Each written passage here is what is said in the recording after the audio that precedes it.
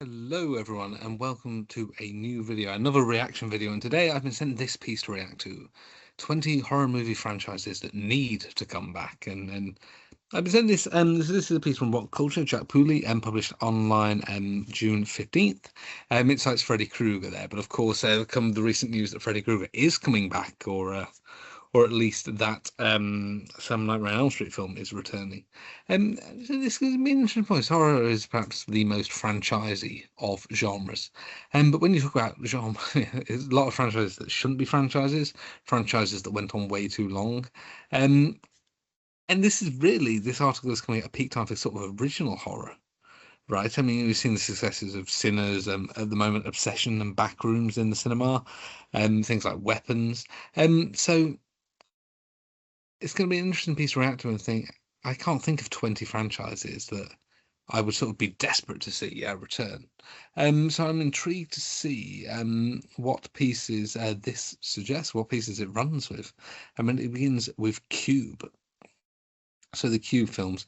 The Cube films, essentially a series in which people are sort of trapped in a sort of a maze of cube rooms, and they're sort of traps, and they try and escape and figure out what's going on.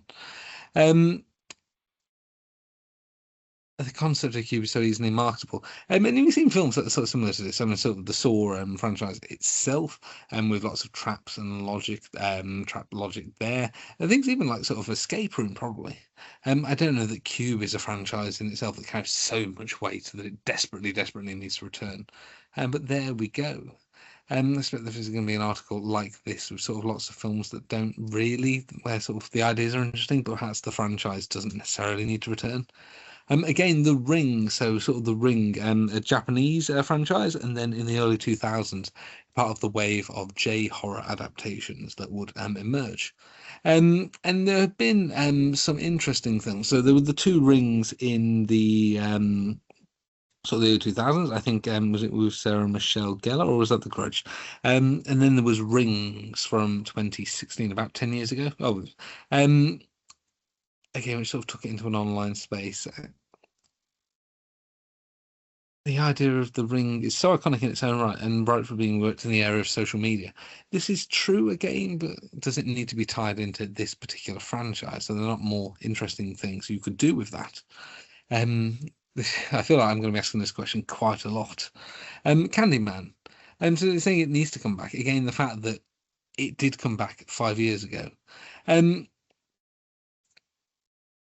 and this is kind of an issue. It became a sort of an issues franchise in terms of the original film, talking about sort of legacy of gentrification and sort of erasing black communities. And the 2021 film by Nia DaCosta was much more explicitly about this sort of erasure of black identities and yes, the loss of Tony Todd. Who was the original Candyman, who sort of made a brief cameo, the briefest of cameos, about 5 seconds long. It feels, given that we've had a lot of films in recent years like Get Out or Us or say Antebellum, perhaps, as well as Candyman, focus on sort of the experiences of black people in America, and that this would be a franchise that would perhaps speak well to it. And the fact is, it's a franchise that never really worked as a franchise, right? Candyman 2 and 3 were generally sort of poor bombs. This Candyman as well didn't do that brilliant as well, despite some glorious things. The sort of paper narration of what happened in the first film, it was really, really glorious. There are things to do with it. Tremors. So Tremors has had about 8 films now or something. With 7 films. Tremors, so a wonderful B movie film, about sort of a town beset upon by sort of giant monster worms. Yeah, again, it's sort of so tenuous. There was a sort of version of it was like in the West. The own version of it that I think was on an island or something. Um, make a new creature feature. It doesn't need. I love Michael Gross, and Bert is an amazing character in it. We don't need another Tremors. We absolutely don't. Sinister. So again, Sinister was one of these films that really should have been a one and done. If you follow the sort of academic literature, it's apparently the most scary film ever, and based on sort of the amount of jumps and reactions to it.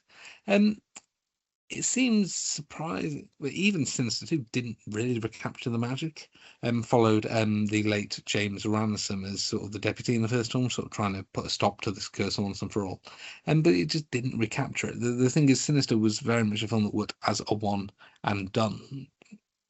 And I don't really know what else you would do with it. This is a film that really, again, feels like a one that doesn't need return. You could do more. You could come up with a new monster. Um, I should have been very, very negative. Wreck. Again, Wreck. So we have this wonderful, wonderful two Spanish films, both set in an apartment building that is besieged by what turns out to be zombies. Wreck 3 Genesis was, I think, the wedding one or the airport one. Again, does it need come back? I don't think it carries the cachet. The fact that the franchise existed and didn't get attention, the binned found footage at all. I there may be an audience for it, so sort of Spanish horror in the spirit again. It's doing good, and if it sort of has this sort of Spanish home, it may be brilliant. But is it something people are crying out for, especially in the era where found footage is by and large sort of past sort of the cultural high points? I don't know about that. Hellraiser. Yeah, Hellraiser. A franchise is about 10 films deep, and only 2 of them are any good. That's perhaps overstating. There's maybe 3 of them are all right, and maybe 2 more are fun. This is a franchise that has very much just been paired by keeping the rights. Again, not really a character that lends itself to a franchise, although admittedly, it's the only franchise in which the in space version of it has sort of narrative logic sense. I don't see really what more you would do with Hellraiser. Actually, the thing is, one of the whichever one was the one before the reboot, sort of there was a thing about sort of the implied war between demons and angels, which the film, because it was made for a budget of nothing, never really managed to do anything with. That might be a way to go, but I mean, Hellraiser is a laughingstock amongst horror fans because the amount of films that have been put out and so few of them are good or worthwhile. Again, is not really. This is not really one that's the top of anyone's list, I think, despite the fact that the reboot was, excuse me, somewhat enjoyable. Creepshow, sort of an anthology horror films. The original ones coming from Romero and Stephen King, TV show as well. Again, anthology. Anthology horrors are always a mixed bag, necessarily as any anthology is. I would I mean, it could be a fun thing for like a streaming series or whatnot. But yeah, I mean, again, anthology horrors are not really where they are, perhaps apart from the sort of the VHS films. What would you do with it? Again, if you're sort of coming up with lots of fun ideas for little shorts, there's nothing wrong with that. So I'd be quite on board with that. I think it's a wonderful way in which many sort of directors have found their sort of horror teeth. There's perhaps more of a case for this, but I don't know if the Creepshow branding particularly carries as much. Oh my god, as much with this a Jaws sequel. Why? Why does this need to come back? So this is a perfect example of that doesn't need to be a franchise. I was going to make a joke about Jaws being in there. I thought it was too stupid. Yeah. So Jaws didn't need to be a franchise in the first place. 4 Jaws films. The second one maybe, just maybe, could work. It would surely be a massive hit, even if it ended up being terrible. I don't know it would. I genuinely don't think it would. I don't even know how you do a legacy sequel because what, you're gonna have the shark return? It makes no sense whatsoever. And this is a stupid suggestion. This is absolutely idiotic, is what I would say. I'm not on board with you here, Jack Pulley. The Collector. So yes, this on the other hand, is a good shout. So The Collector, 2 films, The Collector and The Collection. And this was meant to be, I think, a trilogy. But there were rights issues and whatnot that stopped it coming out. So there's a third film that I think was meant to have come, lots of legal issues, and it didn't come. But this is one that people essentially were wanted to be completed. This is sort of in that Saw period of torture horror, um, and I would say that in terms of franchise, this is one that horror fans are definitely interested in. This is one that is very interesting and violent and brutal with a sort of quite novel character. Um, and that it was meant to have come. This is one that I think would very much be of interest. Um, Species. Again, the Species. I mean, I can't recall the last time I ever heard anyone talk about Species. It's been 20 years since we've got anything new. I don't see what. I don't see what. I'm so confused by this list. This is just every horror franchise that's not had a sequel. What else is coming? Are we getting Amityville or something? Are we going to get Critters or something? Keep your eyes peeled on these. Yeah, in Species, if you're going to make a sort of a sort of this kind of sci-fi horror thing, just essentially do its own thing. It doesn't need to be tied into a dead franchise. A Trick or Treat. Yeah, I wouldn't really call this a franchise. But again, there's been a lot of clamoring for a sequel to this anthology horror as well. Anthology horror is much more connected than anthology films normally are. Again, the sequel has been waiting, and I think a lot of fans would be very happy to see Sam and the Trick or Treat world return. So this one is a good shout. We can be on board with this one. This is something that you would go for. To call it a franchise is perhaps a bit of a stretch, but this one would be a winner, I would say. Wishmaster, and I like the Wishmaster films. Okay, and so this is about a djinn, who uses his sort of magical powers and wishes to sort of essentially it's a magic slasher, right? Is Andrew Divoff still alive? Oh yeah, no, that'd be good. Yeah, he's still about and wants to do it. Yeah, this is a fun film, and this is something you could do a lot with. I think, with practical effects and this is a franchise that I think is painfully underrated. The first one in particular is really good. The sort of sequels are rubbish. There's one which I think has Divoff not in. Oh, he's not in two of them. Yes. So yeah, you could do a lot with this, providing the effects were practical and perhaps a little bit of CGI. Get someone inventive and on board with sort of the djinn horror slasher. You would absolutely. I think this is. I'm on board with this suggestion. This one has won me around. Unfriended. When I was talking about sort of social media horror and stuff, this really is what you would do, I think. So the original Unfriended, very good. Dark Web has a weird approach where it's a gang of sort of like a dark web people who are sort of the threats. I think you could do a lot with this. And Unfriended as a social media horror, as a brand name, I think would land. I think if you were going to sort of do some sort of good screen life social media horror, this would be where I would park it. And I think there is, especially given the prevalence of stuff, especially since the original came out. I think there is very much. I think there's a world in which this would work very well. The Hills of Eyes. I'm not on board with this. So The Hills of Eyes has four films. Two by Wes Craven, although one is a bit more studio-y, and then one by Alexandre Aja, and a sequel.